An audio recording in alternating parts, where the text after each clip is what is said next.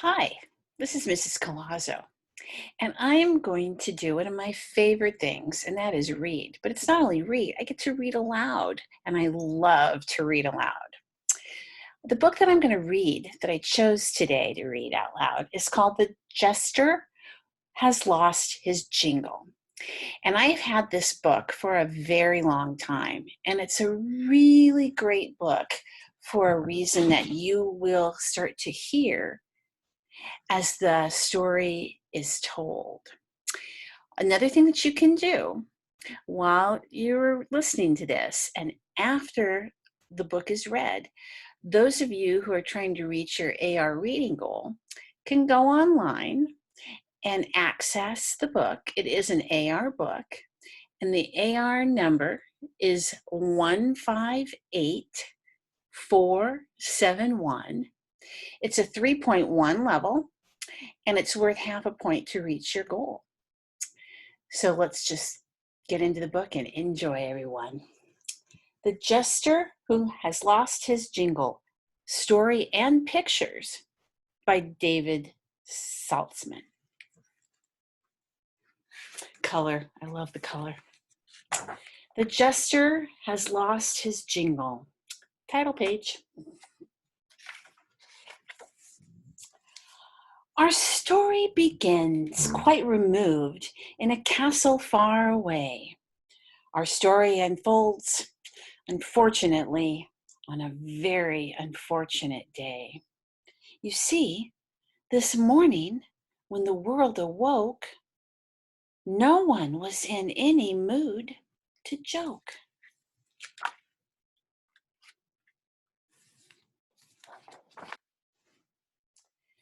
But one was still happy and bubbled with joy, for he played with life as you play with a toy.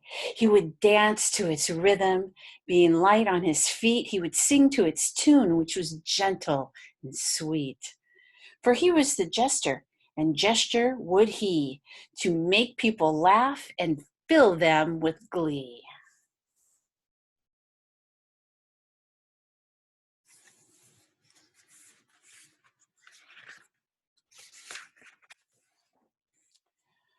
He had a special helper, as any jester would, a friend by name of Farley, a piece of talking wood.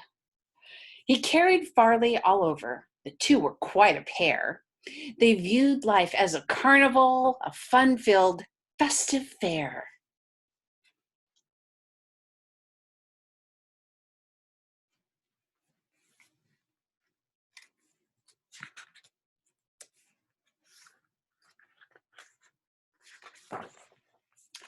But today, when the jester broke out in his song, how could he have known that something was wrong? When he started his routine and strutted on the stage, how could he have known that the king was in a rage?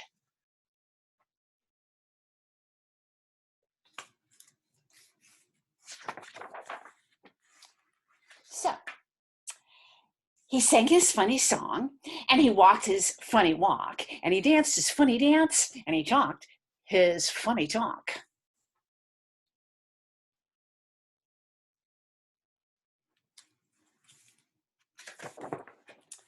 But nobody giggled, nobody yuckled, nobody laughed, and nobody chuckled.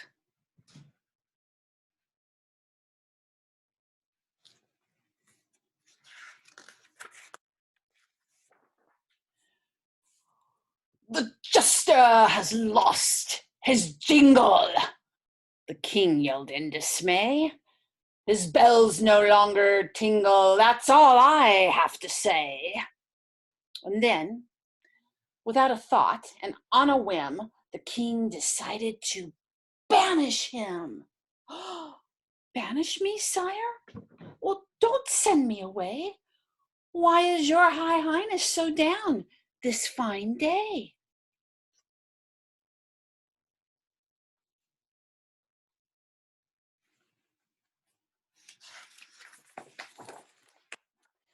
But the king gave no answer. He said nothing more. merely pointed his finger toward the front door. The jester walked out slowly, and a tear fell from his face, for he'd never left the kingdom, never wandered from this place.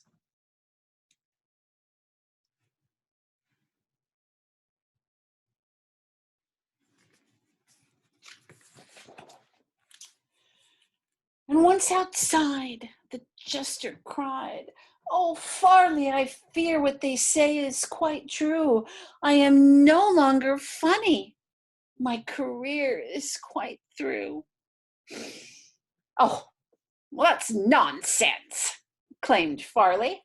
"You're still funny, I say. You were funny last week. You're still funny today.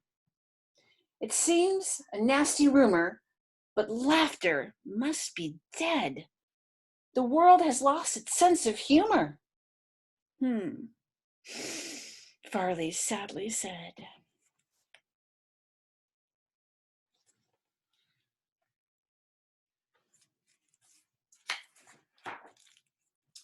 Then, "It isn't me at all. It's the world that must be sick.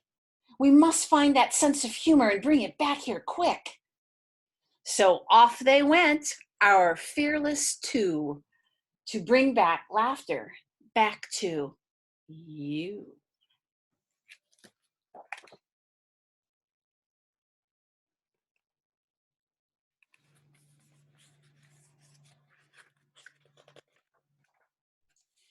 Their journey was long and their journey was rough, but the jester was strong and the jester was tough.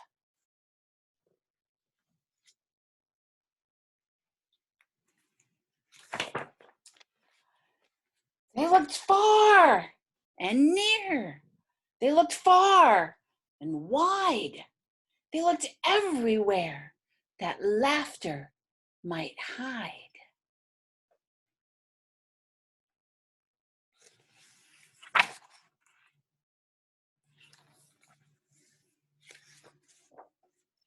They searched in every corner,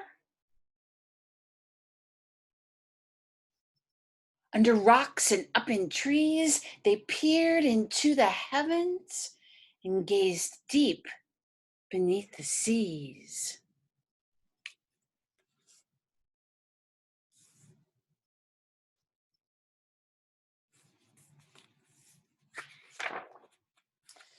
They wandered through the country, through meadows lush and pretty.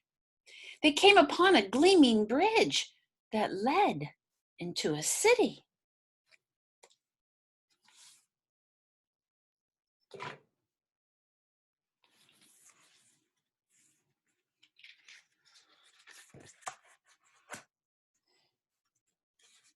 They looked in vain for flowers. They heard no songs of birds, but saw lots of angry faces and heard lots of bitter words. "Everyone here is so moody. Everyone here is so mean. I must confess the city is the saddest place I've seen. But maybe someone here can tell me. Maybe someone here might know. How come people aren't laughing? How come spirits are so low?"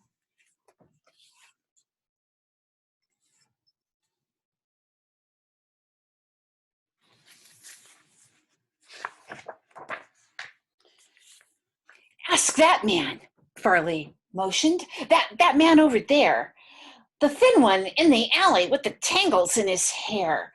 "Oh, okay," said the jester. I'll give it a go. Why are you not laughing, sir? I'd really like to know." "It's kind of hard to laugh or joke when you're unemployed and completely broke. I have no job. I have no money. So tell me, Jester, what's so funny?" "Oh, Farley, I fear it's much worse than I thought. Is laughter something these people forgot?"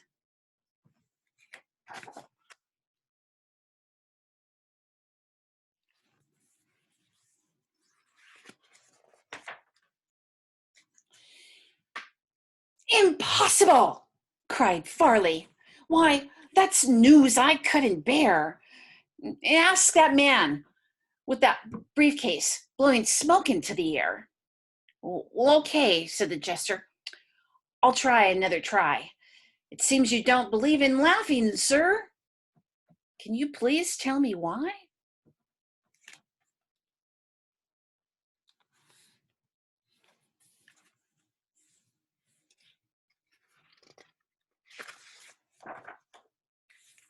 Laugh?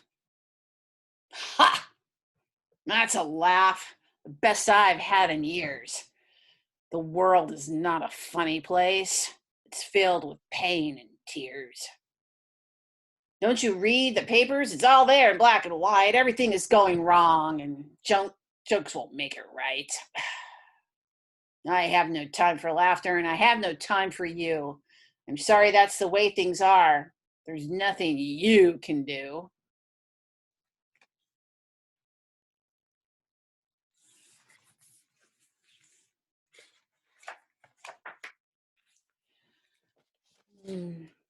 Don't believe him, Farley said.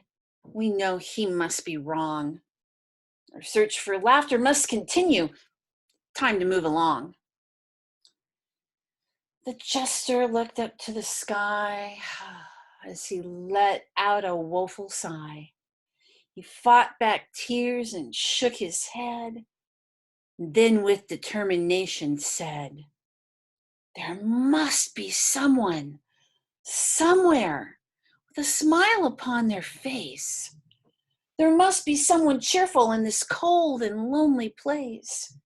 Say, look at that tall building. Perhaps we'll find the answer there. It's up to us to make a difference. It's up to us to care.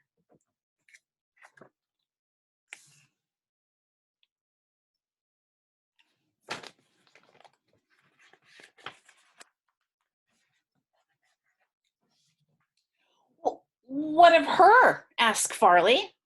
Well, that little girl in bed, the one who looks so fragile, with the bandage on her head.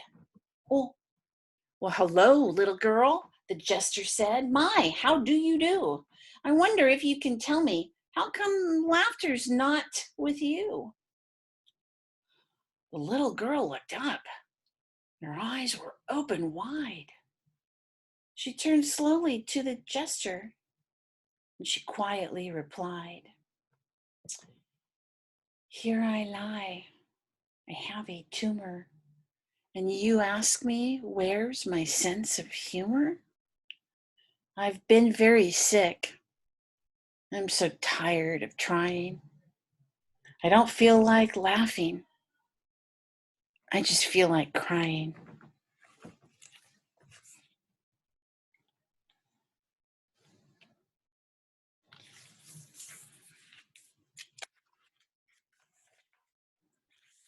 Well, sometimes I feel like crying too, the jester whispered in her ear. But instead of letting teardrops fall, I make them disappear. Whenever I feel like crying, I smile hard instead.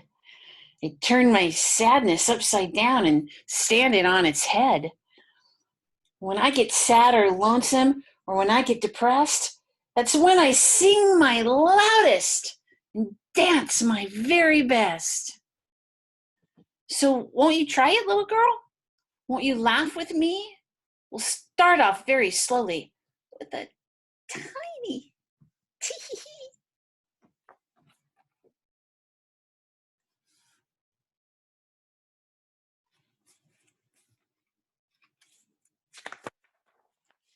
So, Jester, he sang his funny song, and he walked his funny walk, and he danced his funny dance, and he talked his funny talk.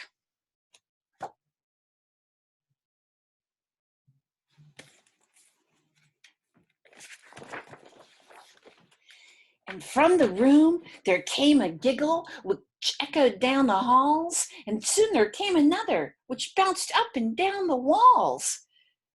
The giggle became a snicker, which grew into a guffaw, which soon became a chuckle that transformed into a ha. The jester was beside himself. He grinned a great big grin. He hugged and thanked the little girl and kissed her on her chin.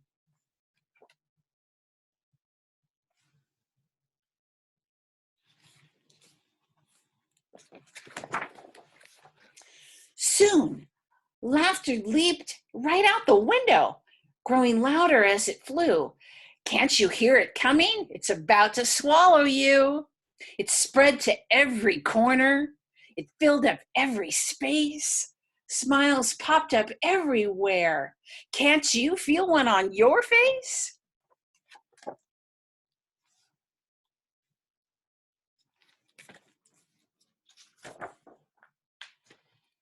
As the jester ran back to the kingdom, he carried rainbows in his hand.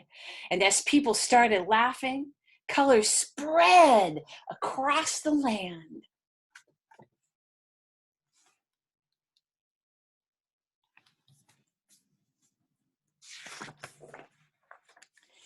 He leaped into the palace and he hugged the king and queen. He said, "Oh, my high highness, you won't believe what we have seen. Laughter isn't missing. Why, it isn't even dead. Farley and I have found it," the jester proudly said.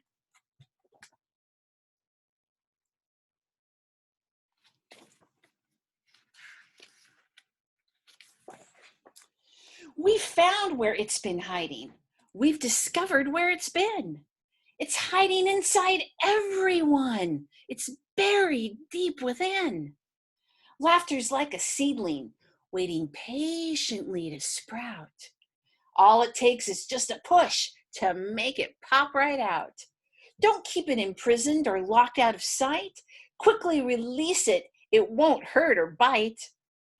So the king said, "Ha, I'll give it a try. I'll give it a go." And all of a sudden, out popped a ha. "That's it," yelled the jester. "Just let it flow." And it flowed, and it flowed, and it flowed.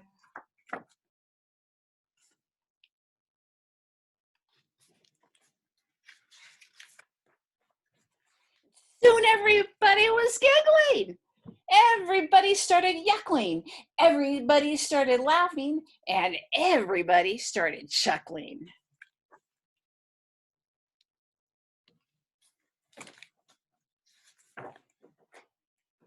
"My jester, you have done it," said the king. "You've saved the day. You brought back love and laughter and helped us find our way." And when the jester heard these words, he smiled and started singing.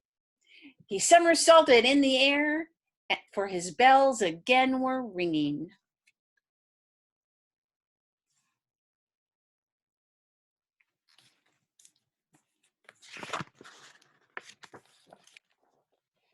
So when you're feeling lonely or sad or bad or blue, remember where laughter's hiding. It's hiding inside of you.